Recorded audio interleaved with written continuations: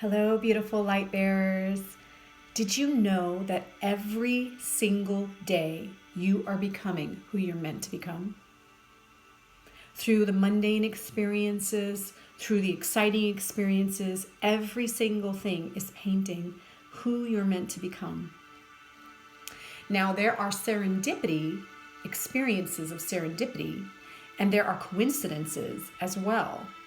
But it's easy not to pay attention to them. It's easy to miss those serendipitous experiences that are happening every day, those coincidences that are happening every day, if we don't believe this.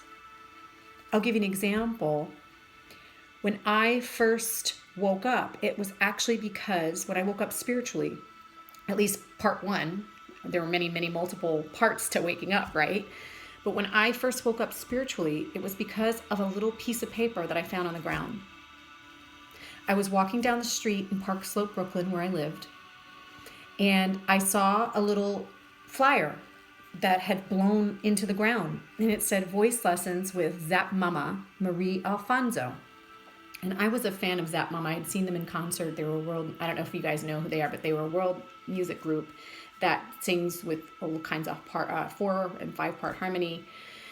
And so I was like, wow, I can take voice lessons because, I've been a singer most of my life. Some of you who are just starting to see these videos, you may not know that I've been a singer most of my life. So I thought, this is so exciting. So she received me as a student, and little did I know, I was actually starting to study with a spiritual teacher.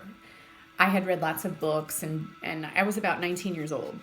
And I had read books, things like the Celestine Prophecy, that like goes way back, but that was a big awakening book for me. And so I was very into that kind of stuff, into meditation and Buddhism, but I never had a spiritual teacher before. And so in our lessons, we would meditate. She would transfer Buddhist states of consciousness to me. I mean, it was nothing that I would ever have thought. But because I didn't ignore the piece of paper on the ground, it started to lead me to who I am now. And now it's really easy to decide, no, you're unique. I don't have those extreme things. Things that happen to me are more subtle. But that's not the case if you're paying attention, because it was just a piece of paper on the ground. You never know when that next thing is coming to you, helping you become who you're meant to believe. Who you're meant to be. And if you don't believe, rather, then you'll never have that opportunity because you're not looking for it. Okay? So the first thing to do is look for it. Look for it every day in every little thing. The second thing is breaking points.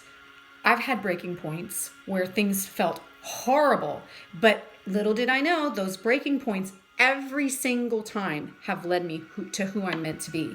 So one of my breaking points was when I was working for Pandora Radio, and I was a musicologist there. And I felt like I really wanted to go more into full-time being of service. And I had tried to make spiritual music. I have an album out, One Blissful Dream.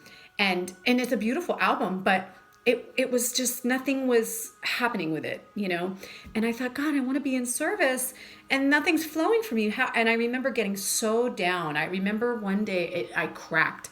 I just laid in my bed and I felt like I am not being supported, and I don't want to work for Pandora anymore. It was a great company, but I didn't want to sit at a desk, and I didn't want to do it anymore. I wanted to be of service. I really had that longing in me to be of service full time. I had been doing healing part time. And so I quit Pandora, even though I didn't know how I was going to do it. And I remember I ended a relationship that I was in that wasn't also flowing for me. And I didn't even have a home. So I remember sitting in my car with all my stuff. And I had friends' houses I could go stay at. But I'm sitting there. It was on my birthday. And I believe I was about 25 years old. And I sat there and I thought, what do I do? I don't have a home. I don't have a job. I want to be of service. What am I going to do? And so I just kept moving forward. So that's the thing. When you hit those breaking points, if I stayed in that bed, I wouldn't necessarily have gotten to where I wanted to go. If I just surrendered to that depression and I said, well, I'll just go back and get another job. That's another one I don't really like. I shouldn't have done that. I shouldn't have left Pandora. If I had gone into that talk instead of into the I'm going to take action. I'm going to pay attention to my longing that's the next step I was going to say, paying attention to your longing, then I never would have ended up moving back to Mount Shasta. I had lived in Mount Shasta before. I moved back to Mount Shasta, and I went and started to go back to school, and I got my degree in as a therapist. And a little angel came in and helped me through that transition at that time. And so little angels can't come in if you don't take action. I had to leave where I was, which was LA at the time. And I had to go somewhere else to meet that other angel. I had to just get in my car and just go, I'm moving, I'm going up north. I had a little inkling of, well, that's the only place I could go. I know I have friends there. So, you got to follow those little inklings that are like, even though if it feels hopeless and desperate, follow those little inklings and then go on that. And it might not be the perfect thing right away. You just got to go to each inkling that feels like, okay, this is the option for me right now. And don't go into, that's not the best option yet. Go to the first option. Keep exploring. Look at your longing. The longing is there to guide you. That longing guided me into doing what I do now, which now I do it full time, and I make a living off of it. We can always keep growing and evolving and expanding, but it's what I do now. And so it's not always going to be the outcome that you think. I thought I was supposed to go on tour as a musician doing spiritual music. And actually, now that I look back on it, I'm like, you know what? I could see why that didn't happen. I could see how I actually have other things that I'm interested in musically that would serve me more. But so, years later, you're always able to see, oh, that's why I didn't do that.